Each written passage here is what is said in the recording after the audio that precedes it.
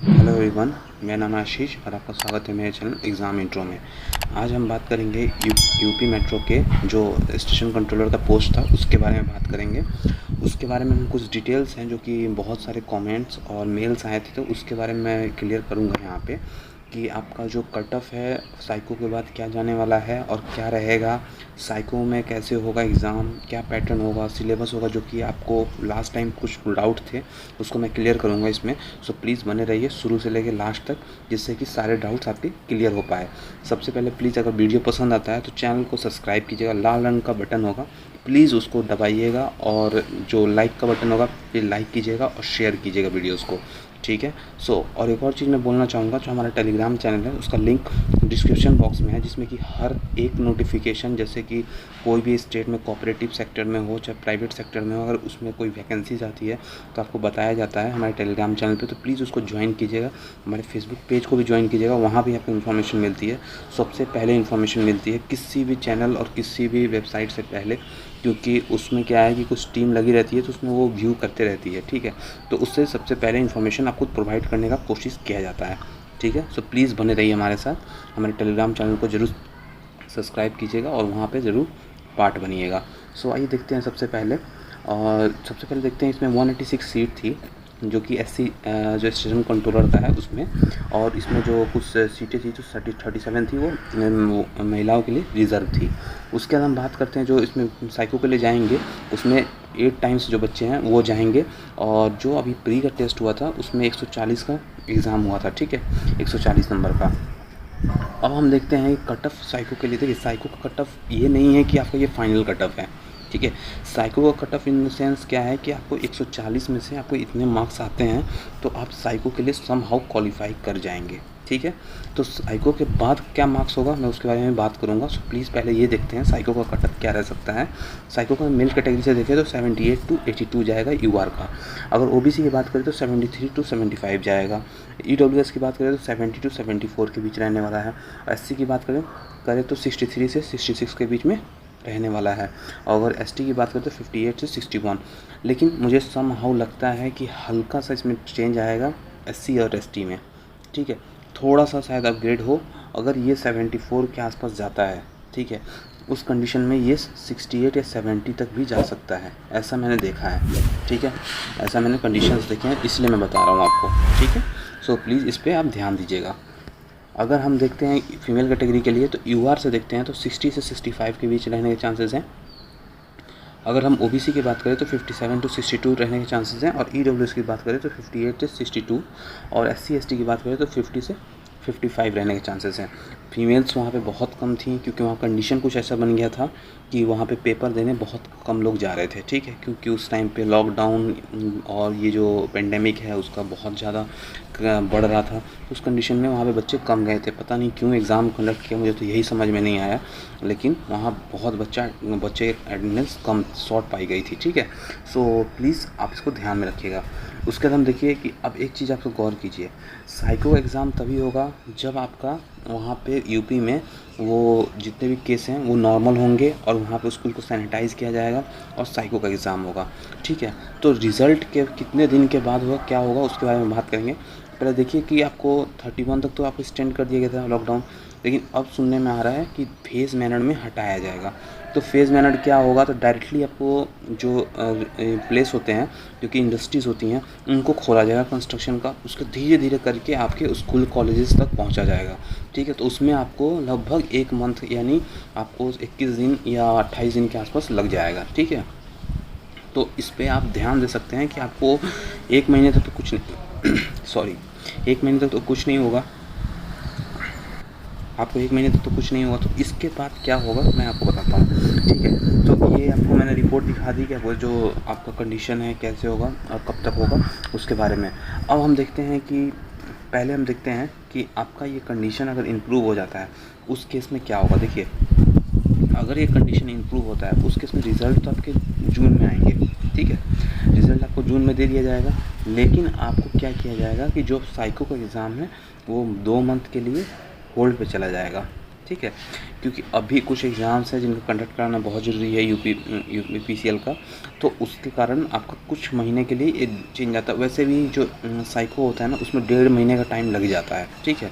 तो वो आपका जो बताया जाएगा कि आपको इतना समय लगेगा, जो कि रिज़ल्ट के कुछ दिन के अंदर नोटिफिकेशन में बता दिया जाएगा, आएगा तो ठीक है, तो आपको ये क्लियर कर दिया जाएगा। अब हम देखते हैं जो कि साइको का एग्ज़ाम होगा, और साइको के बाद का कट ऑफ भी हम बात करेंगे। पहले जो साइको का एग्ज़ाम होगा उसमें 5 टेस्ट होते हैं बेसिकली।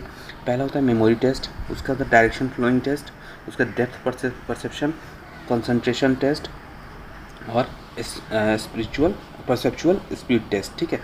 मैं आपको यही बता देता हूँ, वैसे मैं नीचे में डिस्क्राइब कर रखा है। मेमोरी टेस्ट में क्या होता है कि जैसे मान लीजिए कोई फिगर दिखा दिया मैंने, और इसमें स्क्वायर है, सर्कल है, ठीक है, रेक्टेंगल है, ठीक है।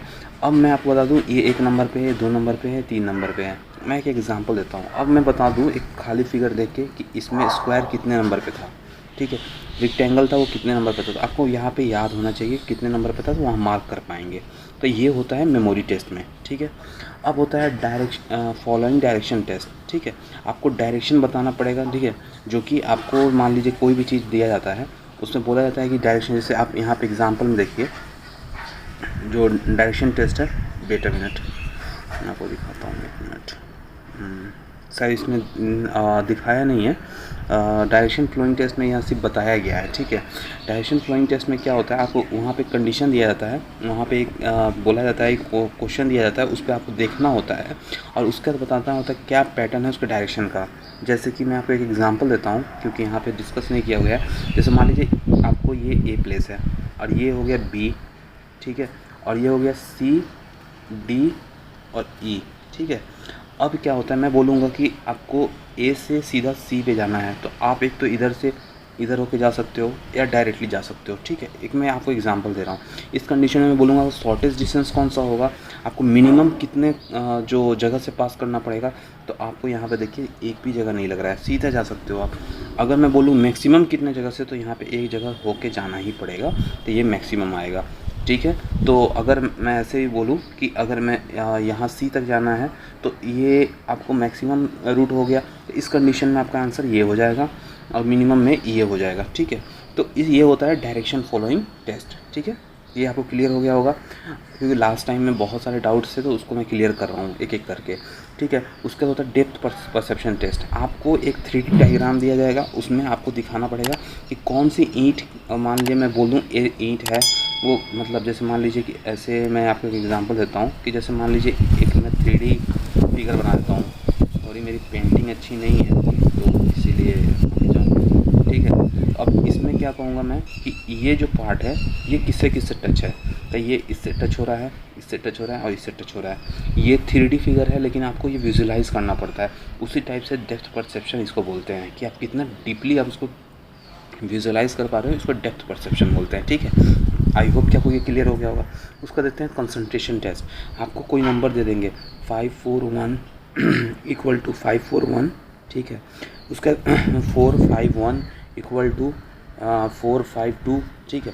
अब यहाँ पे बोलेंगे कंसंट्रेशन टेस्ट में क्या होता है, ये बराबर है लेकिन ये बराबर नहीं है। लेकिन आपको जब ये तब तक पता नहीं चलेगा जब तक आप ध्यान से ये सब डिजिट को नहीं देखेंगे। तो यही होता है आपका कंसंट्रेशन टेस्ट। उसके बाद परसेप्चुअल स्पीड टेस्ट, वो वहाँ पे कुछ एक गाड़ी उड़ी दे देंगे, ठीक है, और बोलेंगे कि आप किसका स्पीड ज़्यादा है, ठीक है। तो वो एक आपको सिनेरियो मिलेगा, तो वो आपको मैं बाद में जैसे कोई टेस्ट सीरीज़ होता है तो मैं आपको स्टार्ट करूँगा, तो उस कंडीशन में बता पाऊँगा। लेकिन इसमें यही मानते हैं कि आपको परसेप्शन बताना होता है कि कौन सा गाड़ी का स्पीड ज़्यादा है एज़ कम्पेयर टू अदर, ठीक है। तो आई होप कि आपको सब कुछ समझ में आ गया होगा। अब हम बात करते हैं साइको के बाद क्या कट ऑफ जा सकता है, ठीक है। रिज़ल्ट कितने दिन के बाद आएगा, कितने दिन बाद साइको होगा, और साइको कब होगा, एग्जैक्टली ये आपका क्वेश्चन था। देखिए रिज़ल्ट कितने दिन के बाद होगा साइको, तो रिज़ल्ट के मैंने अभी बताया आपको 1.5 मंथ्स के अराउंड होता है, ठीक है, ये लगता है। लेकिन अभी का कंडीशन ऐसा है कि मानते हैं कि रिज़ल्ट आने के बाद कंडीशन ख़राब होती है, तो उस कंडीशन में आपका एग्ज़ाम पोस्टपोन हो सकता है या आगे बढ़ सकता है, ठीक है। अगर हम साइको कब होगा, तो साइको का एक्चुअली अगर मैं देखूं तो उस कंडीशन में आपका अगस्त तक साइको होना चाहिए, ठीक है, अगस्त तक आपका साइको होना चाहिए, ठीक है। तो ये मैंने आपको कंडीशन बताया है कि ये सारा कुछ होगा। अब अगर हम कट ऑफ की बात करें कि साइको के बाद क्या होगा, देखिए साइको के बाद ऑलमोस्ट सी बात होती है, वो 2 टाइम्स या 3 टाइम्स बच्चे लेते हैं, ठीक है। मतलब उसके बाद डीवी करते हैं, डीवी के बाद एक मेरिट लिस्ट आती है। तो मैं उसमें क्या होता है कि जो मैंने आपको कट ऑफ बताया है, उसमें आप एक काम कर सकते हैं कि आपको लमसम 8 to 10% के आसपास आप इंक्रीमेंट समझिए, और उसमें बढ़ेगा नंबर। यानी अगर मैंने आपको 78 बोला है, तो इसमें आपको क्या हो जाएगा, 85 के आसपास कट ऑफ जाएगा, ठीक है। ये आप लेके चल सकते हैं, एक मोटा मोटी आइडिया होता है मेरिट लिस्ट में। जो मेरिट लिस्ट बनेगी 1.5 समझ में आ गया होगा। अगर सब कुछ डाउट क्लियर हो गए होंगे तो प्लीज़, अगर कोई भी डाउट रहता है मन में, कमेंट बॉक्स में ज़रूर पूछिएगा। और मैं एक चीज़ के लिए मैं बोलूँगा कि मैंने आपके कमेंट्स पढ़ता हूँ मैं, लेकिन मैं सारे कमेंट्स का रिप्लाई नहीं कर पाता हूँ। मुझे उसके लिए माफ़ कीजिएगा, क्योंकि सारे कमेंट्स का रिप्लाई करना मेरे लिए पॉसिबल नहीं है इस टाइम पे, क्योंकि कमेंट्स लगभग 80 से 90 होते हैं, ठीक है। ऊपर से मेल आते हैं आपके कि सर अपना नंबर दे दो। देखिए नंबर, ऐसी बात नहीं है नंबर नहीं दे सकते हैं, लेकिन कुछ चीज़ें हैं, कुछ प्रॉब्लम्स हैं। अभी मैं इस टाइम पे इतना बिज़ी रहता हूँ कि मुझे फ़ोन रिसीव करना, मैं फ़ोन रिसीव नहीं करूँगा तो आपको अच्छा नहीं लगेगा, तो उस कंडीशन में प्रॉब्लम होगी। सो प्लीज़ अभी आप नंबर के लिए बात ना करें।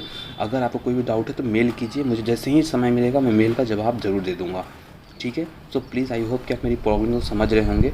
अगर आपको सब कुछ समझ में आया होगा, कोई भी डाउट है तो प्लीज़ कमेंट बॉक्स में ज़रूर पूछिएगा। मिलते हैं नेक्स्ट वीडियो में, आज के लिए इतना ही। Thank you, have a nice day.